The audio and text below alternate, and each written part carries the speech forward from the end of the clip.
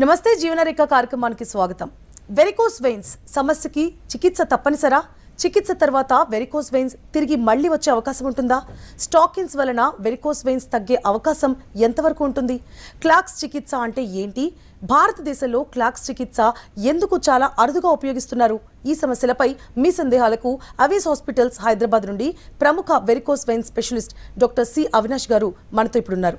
వారితో మాట్లాడి మరిన్ని సందేహాలు నివృత్తి చేసుకుందాం. అలాగే స్క్రీన్ పై కనిపిస్తున్న నెంబర్కి కాల్ చేసి మీ సందేహాలను నివృత్తి చేసుకోవచ్చు. నమస్తే అండి. నమస్కారం అండి. హెచ్ఎంటీవీ ప్రేక్షకులకు నమస్కారం. నా పేరు doctor Avinash, varicose veins specialist, Avis hospital తరపున. సో సార్, వెరికోస్ వెయిన్స్ ఇవాళ రేపు చాలా తరచుగా వింటూ వస్తున్నాము. ప్రతి 5గురిలో 2-3 వెరికోస్ వెయిన్స్ వస్తుంది అంటున్నారు. అసలు ఎందుకు వెరికోస్ వెయిన్స్ వస్తుంది? యాక్చువల్గా మీరు అన్నట్టు ఈ మధ్య కాలంలో వెరికోస్ వెయిన్స్ అనేది చాలా కామన్గా కనిపిస్తూ ఉన్నాయి. అండ్ మీరు చెప్పిన నెంబర్ కూడా దాదాపు కరెక్ట్గానే ఉంది. ఈ మధ్య కాలంలో సెడెంటరీ లైఫ్ స్టైల్ అనేది కూడా బాగా పెరిగిపోవడం, ఇంకా డెస్క్ జాబ్స్ అంటే most of the time long time sitting jobs, అట్లానే ఎక్కువసేపు స్టాండింగ్ చేసే జాబ్స్ ఇవి ఉంటాయి కదా. దీనివల్ల మనకు వెరికోస్ వెయిన్స్ అనేది రావడానికి అవకాశాలు ఉంటాయి. అలానే కొన్ని హెరిడిటరీ ఫ్యాక్టర్స్ అంటే వంశంలో ఎవరికైనా ఉన్నా కూడా ఇవి రావడానికి అవకాశాలు ఉంటూ ఉంటాయి. సో ఆఫ్ లేట్ ఈ నెంబర్ అనేది కూడా చాలా ఎక్కువగా చూస్తున్నాం. So hereditary is compulsory sir? అంటే not only lifestyle, hereditary is the main thing? Main thing అని చెప్పడానికి లేదు, బట్ అది కూడా ఒక కారణమేనండి. అంటే ఫ్యామిలీలో నాన్నకు కానీ తాతకు కానీ అలా ఎవరికైనా ఉన్నా కూడా పిల్లలకి రావడానికి అవకాశాలు ఉంటాయి హెరిడిటరీ. బట్ మోస్ట్ కామన్గా అయితే మనకు ప్రొఫెషనల్ అంటే ఎక్కువసేపు నిల్చొని జాబ్స్ చేస్తూ ఉంటారు కదా, అలానే long time sitting jobs, for example teachers కానివ్వండి, పోలీస్మెన్ కానివ్వండి, ఈ వారికోస్ వెయిన్స్ అనేది చాలా కామన్గా ఉంటాయి. ఓకే. సో అంటే ఎక్కడైతే వెరికోస్ వెయిన్స్ అవి ఉంటాయో ఆ ఫంక్షనింగ్ ప్రాపర్గా లేకపోతే వెరికోస్ వెయిన్స్ వస్తాయి అంటున్నారు. సో అసలు ఏంటి ఆ ఫంక్షనింగ్ ఎట్లా ఉంటుంది, ఎందుకు వస్తుంది? First of all varicose veins అంటే మనకు సింపుల్గా చెప్పాలి అంటే ఉబ్బిన సిరులు అంటాం తెలుగులో. అంటే మీకు సింప్లిఫై చేసి చెప్పడానికి పంప్, వాల్వ్స్, పైప్స్. మనకు వెయిన్స్ అంటే మన శరీరంలో పైప్స్ లాగా ఉంటాయి. అవి చెడు రక్తాన్ని కాళ్ళ నుంచి పైన గుండెకి తీసుకెళ్తూ ఉంటాయి. సో ఈ దారిలో మనకు వాల్వ్స్ అనేవి ఉంటాయి, బ్యారికేడ్ లాగా యాక్ట్ చేస్తాయి. సో ఈ బ్లడ్ అంతా కూడా ఈ వాల్వ్స్ ద్వారా సింగిల్ డైరెక్షన్లో పైకి ఒకటే డైరెక్షన్లో ఈజీగా వెళ్ళడానికి వాల్వ్స్ అనేవి హెల్ప్ చేస్తూ ఉంటాయి. కొన్ని కారణాల వల్ల ఈ వాల్వ్స్ అనేవి డ్యామేజ్ అవ్వడం, అలానే వయసు పెరిగే కొద్దీ ఈ వెయిన్ వాల్ అనేది ఎలాస్టిసిటీ లూజ్ అవ్వడం వల్ల ఈ బ్లడ్ ఫ్లో కూడా పైకి పూర్తిగా వెళ్ళడం అనేది జరగదు. సో కొంతవరకు తిరిగి రిటర్న్లో వచ్చేసి కాళ్ళల్లో ఉండిపోతుంది. అలా ఉండిపోవడం వల్ల మనకు ప్రెషర్ పెరిగి సిర్లు అనేవి బాగా లావుగా కనిపించడం, అలా అని చెప్పి అందరికీ లావుగా బయటకు కనిపించాలని లేదండి. దానివల్ల బయటకు కనిపించకుండా కూడా సిమ్టమ్స్ అనేవి ఎక్కువగానే ఉంటాయి. కాలు వాపులు రావడం, పిక్కలు పట్టేసినట్టు అనిపించడం, బరువుగా అనిపించడం, కొంతవరకు తిమ్మిర్లు రావడం, దురదలు రావడం, సూదులు పొడుస్తున్నట్టు అనిపించడం, ఇవన్నీ కూడా వెరికోస్ వెయిన్స్ లక్షణాలు. ఓకే. యాజ్ యూ సెడ్ వయసు పెరుగుతున్న కొద్దీ అన్నారు. సో ఇది స్టార్ట్ అవ్వడానికి ఒక వయసు అనేది ఉంటుందా, లేకపోతే ఏజ్ నుంచి యాక్చువల్గా స్టార్ట్ అవుతుంది? ఆఫ్ లేట్ మేము చూస్తున్న కేసెస్ బట్ అయితే most of the time it is elderly age group. So 30 years 40 years తర్వాత ఎక్కువగా వారికోస్ వెయిన్స్ అనేవి రావడం జరుగుతూ ఉంటుంది. అలానే ఏజ్ పెరిగే కొద్దీ కూడా నంబర్ అనేది పెరుగుతూ ఉంటుంది అనమాట. అంటే varicose veins patients especially older ఏజ్లో చెప్పినట్టు మన వెయిన్ వాల్స్ వీక్ అవ్వడం కానివ్వండి, అలానే వాల్వ్స్ ప్రాబ్లం ఉండడం కానివ్వండి ఎక్కువగా ఉంటుంది. అలా అని చెప్పి యంగర్ ఏజ్ గ్రూప్స్లో ఉండదు అని కూడా కాదు. కొన్నిసార్లు హెరిడిటరీ ఇష్యూస్, జెనెటిక్ రీజన్స్ వల్ల కూడా కొంతవరకు young age groups probably in 20s కూడా మనకు వారికోస్ వెయిన్స్ పేషెంట్స్ వస్తూ ఉంటారు. Okay. So hereditary effect impact ఎలా ఉంటుంది సార్? అంటే ఏ విధంగా ఇంపాక్ట్ అయ్యే అవకాశాలు ఉంటాయి? అంటే మనకు నెక్స్ట్ జనరేషన్లో ఇది రావడానికి అవకాశాలు ఎక్కువ ఉంటూ ఉంటాయి. అంటే ప్రాబబ్లీ ఆ ఫ్యామిలీలో తాతకు కానీ నాన్నకు కానీ ఉన్నా కూడా, అలానే మేనమామలకి ఇట్లా ఉన్నా కూడా మనకు దెర్ ఆర్ హై ఛాన్సెస్. అలానే కొన్ని జెనెటిక్ ఫ్యాక్టర్స్ ఉంటాయి, కొన్ని సిండ్రోమ్స్ ఉంటాయి. ఇవన్నీ కూడా వెరికోస్ వెయిన్స్ హెరిడిటరీ రావడానికి కారణాలండి. ఓకే. సో ఎగ్జామిన్ ఎలా చేయాలి అసలు? ఏ స్టేజ్లో ఉన్నప్పుడు? అంటే ఇప్పుడు చెప్పారు కొంతమంది కనిపిస్తాయి, కొంతమంది కనిపించవు నర్వ్స్ అనేవి అని. సో సిమ్టమ్స్ డిఫరెంట్గా ఉండొచ్చు, బట్ సఫరింగ్ అయితే సేమ్ ఉంటుంది. సో ఎలాంటి లక్షణాలు ఉన్నప్పుడు డాక్టర్ని అప్రోచ్ అవ్వాలి? ఇది మంచి క్వశ్చన్ అండి. యాక్చువల్గా మనకు చాలా కామన్గా వారికోస్ వెయిన్స్ని ఐడెంటిఫై చేయడం ఎలాగా అంటే లావుగా బయటకి తాడుల్లా కనిపిస్తూ ఉంటాయి. ఓకేనా? అలా ఉన్నప్పుడు ఆబ్వియస్గా పేషెంట్స్ అనేది కూడా వాళ్ళు చాలామంది ఇలా మాకు బయట కనిపిస్తున్నాయి అని వస్తూ ఉంటారు. So at the same time ఈ వారికోజ్ వెయిన్స్ సిమ్టమ్స్ ముందుగా మాట్లాడుకున్నట్టు కాలు వాపులు రావడం, తిమ్మిర్లు రావడం, బాగా పిక్కలు పట్టేసినట్టు అనిపించడం, సాయంత్రం అయ్యేసరికి కాళ్ళు బరువుగా అనిపించడం, నిద్ర పట్టకుండా ఉండడం, ఇవన్నీ కూడా వెరికోజ్ వెయిన్స్ లక్షణాలు. వీటితో పాటు మనకు కొన్నిసార్లు ఏమవుతుంది అంటే ఈ వెయిన్స్ అనేవి బయటకు కనిపించకుండా కూడా ఆ వారికోజ్ వెయిన్స్ రిలేటెడ్ కాంప్లికేషన్స్తో ప్రజెంట్ అవుతూ ఉంటారు. స్కిన్ అనేది కలర్ మారుతూ ఉంటుంది, బ్లాకిష్ కలర్లో అవ్వడం, బ్రౌన్ కలర్లోకి రావడం, ఇది నోటీస్ చేసినప్పుడు దట్ ఈస్ అ సైన్ అనమాట. అంటే దిస్ నీడ్స్ అటెన్షన్. అంటే వెంటనే మనకు దగ్గరలో ఉన్న వారికోజ్ వెయిన్ స్పెషలిస్ట్ని కలవడం అలాంటివి చేస్తే దాన్ని బట్టి స్టేజ్ బట్టి మనకు నెక్స్ట్ ఏంటి ఎలా ప్లాన్ చేసుకుంటాం అనేది దాన్ని బట్టి ఆధారపడి ఉంటుంది. సో ఇప్పుడు మీరు అన్నారు స్కిన్ కలర్ మారుతుంది అని, కొంతమంది అది స్కిన్ ప్రాబ్లం అని అపోహపడి వేరే డాక్టర్ దగ్గరికి వెళ్ళే అవకాశాలు కూడా ఉంటాయి కదా, సో అది ఎట్లా ట్రీట్ చేయాలంటారు? డెఫినెట్గా అండి. Actually most of the time ఈ స్కిన్ చేంజెస్ వచ్చినప్పుడు ఏమవుతుంది అంటే అది ఒక స్కిన్ ప్రాబ్లం కింద కన్సిడర్ చేసి ఎక్కువగా స్టిరాయిడ్స్ అప్లై చేయడం అవన్నీ చేస్తూ ఉంటారు. హవెవర్ మనకు లోకల్గా ఆ పర్టికులర్ ఏరియా ఏమైనా దురదున్నా కానీ కొంతవరకు రిలీఫ్ వస్తుంది, కానీ అది ఓన్లీ టెంపరీనేనండి. ఎందుకంటే అండర్లయింగ్ కాజ్ అనేది ఏదైతే కారణం ఉందో దాన్ని మనం అక్కడ ట్రీట్ చేయట్లేదు. సో అలాంటప్పుడు మనకు దానికి రిలేటెడ్ టెస్ట్లు అన్నీ చేయించుకొని వారికోజ్ వెయిన్స్ స్పెషలిస్ట్ దగ్గరికి వస్తే నెక్స్ట్ ప్లాన్ ఆఫ్ యాక్షన్ ఏంటనేది దాన్ని బట్టి స్టేజ్ బట్టి డిసైడ్ చేసి ముందరికి వెళ్ళొచ్చండి. యాజ్ యూ సెడ్ స్టేజ్, ఎలాంటి స్టేజెస్ ఉంటాయి, ఎన్ని స్టేజెస్ ఉంటాయి, ఏ స్టేజ్ ఎక్కువగా ఎఫెక్ట్ ఇస్తుంది, అంటే స్టార్టింగ్ స్టేజ్ కానీ ఎండింగ్ స్టేజ్ కానీ ఎలాంటి డిఫరెన్సెస్ ఉంటాయి? ఇప్పుడు స్టేజెస్ ఆఫ్ వారికోజ్ వెయిన్స్ అంటే ముందుగా మనకు బయటకి మనకు ఏమీ కనిపించవండి, జస్ట్ సిమ్టమ్స్ ఉంటాయి, కాలు నొప్పులు, బరువుగా అనిపించడం. నెక్స్ట్ స్టేజ్లో మనకు సన్నగా చర్మం పైన సన్నగా కనిపిస్తూ ఉంటాయి, వాటిని స్పైడర్ వెయిన్స్ అంటాం. స్పైడర్ వెయిన్స్, రెటిక్యులర్ వెయిన్స్ అంటూ ఉంటాము. ఆ తర్వాత స్టేజ్లో మనకు సిర అనేది లావుగా తగలడం బయటకు కనిపిస్తూ ఉంటుంది. ఆ నెక్స్ట్ స్టేజ్లో ఈ వెయిన్స్ లావుగా కనిపించడంతో పాటు కాళ్ళు వాపులు అనేవి వస్తాయండి. ఆ తర్వాత స్టేజ్ వచ్చేసి మనకు complicated stage of varicose veins అంటాం, అడ్వాన్స్ స్టేజెస్. ఆ స్టేజ్లో ఏమవుతుంది అంటే ఈ కాళ్ళల్లో మనకు బ్లడ్ అనేది పూలప్ అయిపోవడం వల్ల కొంతవరకు హీమోసిడ్రిన్ అంటాం బయటకు వచ్చి డిపాజిట్ అవ్వడం వల్ల స్కిన్ కిందున్న కొవ్వు భాగంలో డిపాజిట్ అవ్వడం వల్ల ఆ స్కిన్ అలానే కిందున్న ఫ్యాట్ కూడా బాగా గట్టిపడిపోయి కాళ్ళు అనేవి కలర్ మారిపోయి గట్టిగా అయిపోవడం అవుతూ ఉంటుందండి. దాన్నే మనం లైపోడెర్మటోస్క్లిరోసిస్ అంటాము. నెక్స్ట్ మనకు దురదలు అనేది వస్తూ ఉంటాయి. ఆ దురదలు వచ్చినప్పుడు చాలామంది కంట్రోల్ చేసుకోలేక గోకేస్తూ ఉంటారు, దానివల్ల పుండ్లు అనేవి అవుతూ ఉంటాయి. అలానే ఏమైనా చిన్న దెబ్బలు తగిలినా కూడా నార్మల్గా మానకుండా పుండు కింద డెవలప్ అవుతుంది. సో ఆ పుండు అనేది కొన్ని రోజులైనాక తగ్గచ్చు. అలా తగ్గితే స్టేజ్ 5 అంటాము. అలా కాకుండా పుండు అనేది ఇంకా అలానే తగ్గకుండా ఉందంటే యాక్టివ్ అల్సర్ స్టేజ్ 6 అంటాము. ఇవి advance stages of varicose veins అండి. Okay, so actually varicose veins ఇందాక మనం మాట్లాడుకున్నట్లు చాలామంది సఫర్ అవుతూ వస్తున్నారు ఇవాళ రేపు. అది ఏమైనా ప్రాణాంతకమా, లేకపోతే అసలు దాని నుంచి అంటే ట్రీట్మెంట్ తీసుకున్నాక అది కంప్లీట్గా అంటే పర్మనెంట్గా సాల్వ్ అయ్యే అవకాశాలు ఉంటాయా? Let me split it into 2 answers అండి. ఇప్పుడు వారికోజ్ వెయిన్స్ ప్రాణాంతకమా అంటే as such majority of the పేషెంట్స్లో ప్రాణాంతకం కాదండి.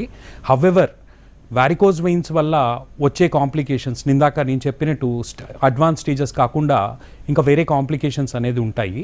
మనకు వారికోజ్ వెయిన్స్లో కొన్నిసార్లు బ్లడ్ అనేది గడ్డ కట్టడానికి అవకాశాలు ఉంటుంది. అలా అయినప్పుడు మనకు ఈ సర్క్యులేషన్లో మనకు హార్ట్ మీద ఎఫెక్ట్ చూపించవచ్చు. హవెవర్ అది చాలా రేర్ అండి. బట్ ఆఫ్ లేట్ దాన్నే మనం డీవీటీ అంటాం. ఆఫ్ లేట్ మేము క్లినికల్ ప్రాక్టీస్లో ఆఫ్ లేట్ ఎక్కువగా డీవీటీ పేషెంట్స్ని చూస్తూ ఉంటాము. అలాంటి కాంప్లికేషన్ అయితే మాత్రం అది ప్రాణం మీదకి రావడానికి అవకాశాలు ఉంటాయండి ఖచ్చితంగా. సో అలా అని చెప్పి భయపడాల్సింది కూడా ఏమీ లేదు. బట్ ఎప్పటికప్పుడు దాన్ని మనం చూసుకుంటూ ఉండాలి. ఓకే, సో మీరు డీవీటీ అన్నారు సార్, అసలు బేసిక్గా ఎలాంటి ఇబ్బందులు స్టార్ట్ అయినాక డాక్టర్ని కన్సల్ట్ చేస్తే డీవీటీ అనేది రాకుండా ఉంటుంది? డీవీటీ అనేది యాక్చువల్లీ మనకు ఏమవుతుంది అంటే ఆ డీవీటీ అనేది వచ్చినప్పుడు కాలు విపరీతమైన వాపు రావడం, కాలు నొప్పి విపరీతంగా ఉంటుందండి. యూజువల్గా భరించలేనంత నొప్పి ఉంటుంది. సో అదే కనుక మనకు సర్క్యులేషన్లోకి వెళ్ళి అడ్డుపడింది అంటే మనకు ఊపిరి తీసుకోవడం ప్రాబ్లం అవ్వచ్చు. అలానే మనకు హార్ట్ మీద కూడా వెంటనే ఎఫెక్ట్ చూపించడానికి అవకాశాలు ఉంటాయి. సో దాన్నే మనం పల్మనరీ థ్రాంబోఎంబాలిజం అంటాము. However it is very rare problem. ఓకేనా? సో ఇప్పుడు అసలు ఇలా కన్సల్ట్ అయినాక ఎలాంటి ఎగ్జామిన్ చేయడానికి ఎలాంటి టెస్ట్లు వాడతారు? ఇప్పుడు ముందుగా ఫస్ట్ థింగ్ పేషెంట్ వచ్చాక మనం పేషెంట్ ఎగ్జామినేషన్ అనేది చేస్తాం.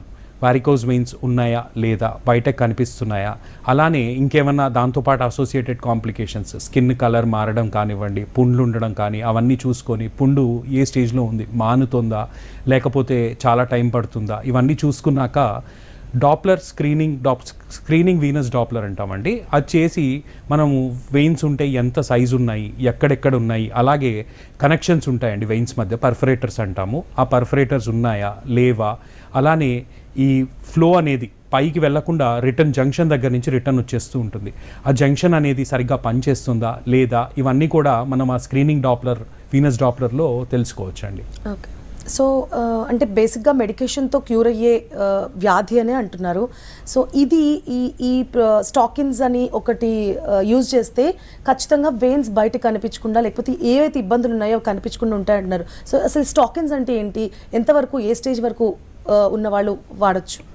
ముందుగా వారికోజ్ వెయిన్స్ మందులతో తగ్గుతాయా అంటే యాజ్ సచ్ ఒకసారి వచ్చిన వారికోజ్ వెయిన్స్ మందులతో పూర్తిగా తగ్గడం అనేది ఉండదండి. బట్ హవెవర్ వారికోజ్ వెయిన్స్ వల్ల ఏవైతే సిమ్టమ్స్ చెప్పానో వాటిల నుంచి కొంతవరకు రిలీఫ్ ఖచ్చితంగా ఉంటుంది. ఆ మందులు అనేవి కూడా స్టేజ్ బట్టి, అంటే ఎర్లీ స్టేజెస్లో డెఫినెట్గా చాలా ఎఫెక్టివ్గా పనిచేయడం అనేది ఉంటుంది. ఎట్ ద సేమ్ టైం మీరు స్టాకింగ్స్ అన్నారు కదా, సింపుల్గా అర్థం కావాలి అంటే సాక్స్లు అంటారు నార్మల్ లాంగ్వేజ్లో. సో ఆ సాక్స్లు అనేవి కంప్రెషన్ స్టాకింగ్స్, అందులో కూడా రకరకాలు ఉంటాయన్నమాట మెటీరియల్ బట్టి, అలానే ప్రెషర్ ఎంత ప్రెషర్ ఇస్తాయి అనే దాన్ని బట్టి కూడా మారుతూ ఉంటుంది.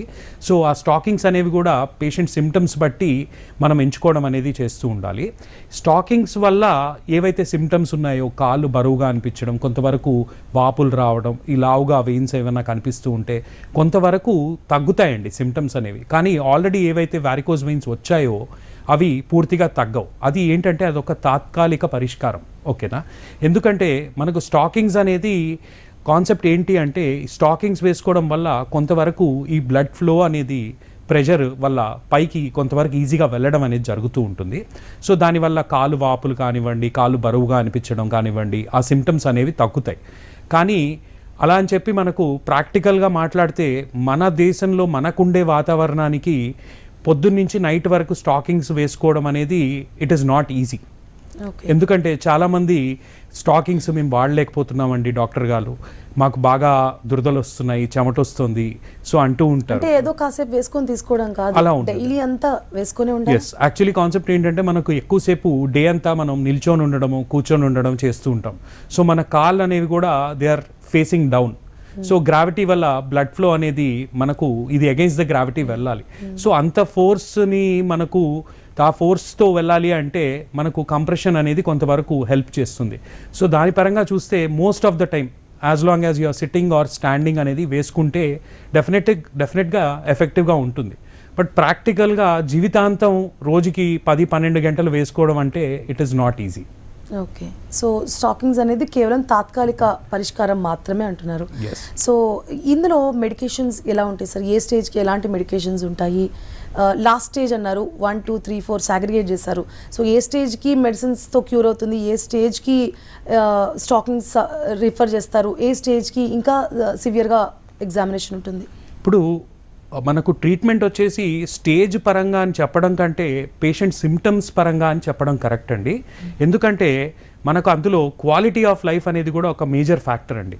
కొంతమందికి బయటకు అంత క్లియర్గా కనిపించవు, కానీ విపరీతమైన కాళ్ళు నొప్పులు అలా రోజు ఏళ్ల తరబడి సఫర్ అవుతూ ఉంటారనమాట. అలాగే కొంతమందికి జస్ట్ స్టార్టింగ్ స్టేజెస్లో స్పైడర్ వెయిన్స్ అంటాం, చర్మం పైన సన్నగా కనిపించడం, వాళ్ళకి సోషల్ యాంగ్జైటీ అనేది కూడా చాలా ఎక్కువగా ఉంటూ ఉంటుంది. ఎందుకంటే అలా కనిపించడం వల్ల పబ్లిక్ గ్యాదరింగ్స్లోనూ చాలా ఇబ్బంది పడుతూ ఉంటారు. అలానే సిమ్టమ్స్తో పాటు ఇప్పుడు కొంతమందికి తీవ్రమైన స్టేజ్ పుండ్లు ఏర్పడడం అట్లాంటివి ఉంటాయి. సో అలాంటప్పుడు వాళ్ళు చేసే ప్రొఫెషన్, బికాజ్ వాళ్ళు సపోజ్ ఇప్పుడు టీచర్స్ ఉన్నారు, ఎక్కువసేపు నిల్చొని పనిచేస్తూ ఉంటారు, if they are suffering from varicose veins, అలా అని చెప్పి మనం ప్రొఫెషన్ మార్చుకోవడం అనేది ఇట్ కెనాట్ హ్యాపెన్ కదా. సో స్టేజింగ్ కంటే ఎక్కువ వాళ్ళు ఎంత సఫర్ అవుతున్నారు, సిమ్టమ్స్ ఎలా ఉన్నాయి అనే దాన్ని బట్టి మనకు ట్రీట్మెంట్ అనేది చెప్పడం జరుగుతూ ఉంటుంది. ఓకే. సో ఈ స్టేజెస్ వైజ్గా చూసుకున్నా ఎలా చూసుకున్నా మెడికేషన్ ఈజ్ కంపల్సరీ అంటున్నారు. సో దీన్ని దీర్ఘకాలిక వ్యాధిగా చూడాలంటారా? ఎందుకంటే వన్స్ వచ్చినాక మళ్ళీ రాకపోవడానికి ఛాన్స్ లేదు అంటున్నారు.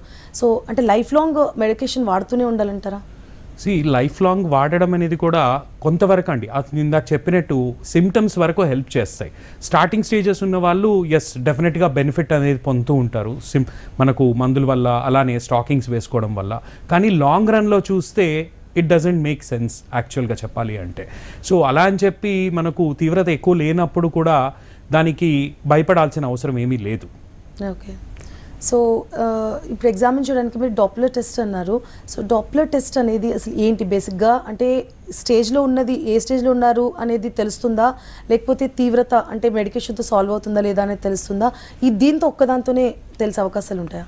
లేదండి, అలా ఉండదు. డాప్లర్ అంటే మనకు కాళ్ళల్లో సిరులు మనకు ఎంత లావుగా ఉన్నాయి, పైన జంక్షన్ అని చెప్పాను కదా, అక్కడి నుంచి కాంపిటెంట్ ఉందా లేదా, అలాగే పర్ఫరేటర్స్ ఉన్నాయా లేవా, అంటే వెయిన్స్ మధ్య కనెక్షన్స్ ఉన్నాయా లేవా, పోనీ ఆ పర్టికులర్ కనెక్షన్స్ వల్ల ఎంతో కొంత బ్లడ్ వెళ్లకుండా ఉండిపోవడం జరుగుతుందా లేదా, ఈ టెక్నికల్ ఆస్పెక్ట్స్ వరకే తెలుస్తూ ఉంటాయండి. అగైన్ ట్రీట్మెంట్ అనేది డాప్లర్ పరంగా కంటే పేషెంట్ సిమ్టమ్స్ పరంగాను ఏ విధంగా ఎఫెక్ట్ అవుతున్నాడు అనే దాన్ని బట్టి ఆధారపడి ఉంటుందండి. సో ఆబ్వియస్లీ ఫైనల్లీ పేషెంట్ ఎట్లా సఫర్ అవుతున్నారు అనే దాని మీదే ట్రీట్మెంట్ ఆధారపడి ఉంటుంది most of the time. Okay. So క్లాక్స్ అంటే ఏంటి సార్? అసలు ఎలా దీన్ని ఇన్వెంట్ చేస్తారు వెరికోస్ వెయిన్స్లో? ఇప్పుడు క్లాక్స్ అంటే cryo laser and cryo sclerotherapy అంటామండి. ఇందాక చెప్పినట్టు స్పైడర్ వెయిన్స్ అని చెప్పాను కదా. సో ఇలాగా మనకు స్కిన్ పైన సన్నగా స్పైడర్ వెబ్స్ లాగా ఉంటాయి. సో దానికోసం మనం ఏం చేస్తాము అంటే క్రయో మెషిన్ అని ఒకటి ఉంటుంది. దానివల్ల కోల్డ్ ఎయిర్ అనేది రావడం వల్ల స్కిన్ పైన మనకు చిన్న ఇంజెక్షన్స్ చేసినప్పుడు నొప్పి అనేది తెలియదు. సో ఆ ఇంజెక్షన్స్ మనకు స్క్లీరో అంటామండి. ఆ స్క్లీరోథెరపీ ఇస్తున్నప్పుడు మనకు ఆ వెయిన్స్ అనేవి కొంతవరకు కొలాప్స్ అయిపోవడం, కొంతవరకు డిసపియర్ అవుతాయి. అలానే ఒక చిన్న స్కిన్ పైన లేజర్తో యూజ్ చేసి షూట్ చేయడం వల్ల ఆ వెయిన్స్ అనేవి కూడా తగ్గుతూ ఉంటాయి. ఇది more or less of late ఉన్న కాలంలో చాలామంది స్పైడర్ వెయిన్స్తో సఫర్ అవుతున్న వాళ్ళకి చాలా మంచి ట్రీట్మెంట్ అండి. ఓకే సార్, యాక్చువల్లీ చిన్న పిల్లల్లో వెరికోస్ వెయిన్స్ వచ్చే అవకాశాలు ఉంటాయి. యాజ్ యూ సెడ్ 20 నుంచి స్టార్ట్ అవుతే, అంటే ఒకవేళ అర్లీగా స్టార్ట్ అయినా అన్నారు, దానికంటే చిన్న ఏజ్లో వెరికోస్ వెయిన్స్ వచ్చే అవకాశాలు ఉంటాయా? వెరీ రేర్ అండి, చాలా రేర్. ఓకే. సో అంటే ఎల్డర్లీ ఏజ్ వాళ్ళకి ఎక్కువగా ఉంటుంది. సో వాళ్ళకి ఇచ్చే ట్రీట్మెంట్కి లేకపోతే యంగ్ ఏజ్లో ఉన్న వాళ్ళకి ఇచ్చే ట్రీట్మెంట్కి ఏమైనా డిఫరెన్సెస్ ఉంటాయా? ఉంటుందండి, ఖచ్చితంగా ఉంటుంది. ఫర్ ఎగ్జాంపుల్ ఇప్పుడు యంగ్ ఏజ్లో ఉన్నారు అండ్ స్టార్టింగ్ స్టేజెస్లో ఉంది. సో వాళ్ళ కాంప్లయన్స్ అనేది, అంటే ఒక ట్రీట్మెంట్ పెడితే ఎంతవరకు పాటించగలుగుతారు అనేది కూడా డిఫరెన్స్ ఉంటుంది. సో యంగ్ ఏజ్ గ్రూప్లో ఎక్కువగా సివియారిటీ లేని వాళ్ళు స్టాకింగ్స్ ట్రై చేయొచ్చు. అలానే కొంతవరకు మెడికేషన్ ఫ్లావినాయిడ్స్ అంటాము, కొంతవరకు బెనిఫిషియల్గా ఉంటుంది. అదే సేమ్ థింగ్ ఎల్డర్లీ ఏజ్ గ్రూప్లో ఉన్న వాళ్ళకి ఏమవుతుంది అంటే స్కిన్ చేంజెస్ అనేవి కూడా ఉంటాయి. ఆ ఏజ్లో మనకు ఎక్కువ శాతం స్టాకింగ్స్ వేసుకోవడం వల్ల మనకు ఆల్రెడీ స్కిన్ కలర్ చేంజ్ అవ్వడం, అలానే స్కిన్ టెక్స్చర్ మారడం వల్ల ఈ స్టాకింగ్స్ వేసుకోవడం వల్ల ఇరిటేషన్ కూడా రావడం, అలానే దురదలు రావడం, ఆ దురద వచ్చినప్పుడు గోకేయడం, మళ్ళీ తిరిగి పుండులాగా మారడం, ఇలాంటి అవకాశాలు కూడా ఉంటాయి. సో దాన్ని బట్టి ట్రీట్మెంట్ కూడా మారుతూ ఉంటుందండి. ఓకే. సో లాస్ట్ స్టేజ్లో ఉన్న వాళ్ళ ట్రీట్మెంట్ ఎట్లా ఉంటుంది సార్? అంటే లేజర్ ట్రీట్మెంట్ అంటున్నారు, అది దాని ప్రాసెస్ ఎట్లా ఉంటుంది? అవునండి, ఇప్పుడు ఇది వరకు మనకు వారికోజ్ వెయిన్స్కి ఓపెన్ సర్జరీ అనేది చేసేవాళ్ళం. అంటే ఆ వెయిన్ని మొత్తం కట్ చేసి తీసేయడం, జంక్షన్ దగ్గర డిస్కనెక్ట్ చేయడం, దాన్ని SFJ flush ligation and stripping అంటామండి.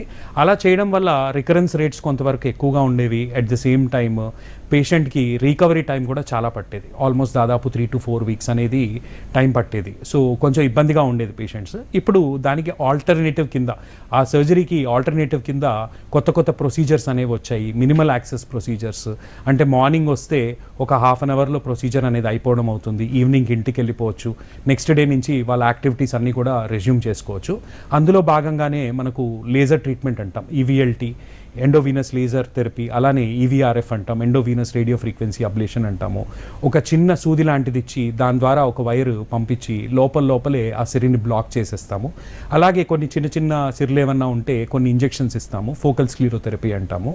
దీనివల్ల మనకు ఈవినింగ్కి పేషెంట్ డిశ్చార్జ్ అవ్వడము, నెక్స్ట్ డే నుంచి వాళ్ళ పనులు వాళ్ళు చేసుకోగలగడము అనేది చాలా ఈజీగా ఉంటుంది. Okay. So as you said cuts చేస్తే సర్జరీ, ఇదివరకు ఇదివరకు ప్రాసెస్లో సర్జరీ చేసేవాళ్ళు కట్ చేసి వెయిన్స్ తీసేవాళ్ళు అన్నారు. ఇప్పుడైతే ఆ ప్రాసెస్ లేదు అన్నారు. సో ఇది సర్జరీ కింద కన్సిడర్ చేయొచ్చా? ఇది ఒక మినిమల్ యాక్సెస్ ప్రొసీజర్ అండి. ఇది ఒక సర్జరీకి ఆల్టర్నేటివ్ అంటాము.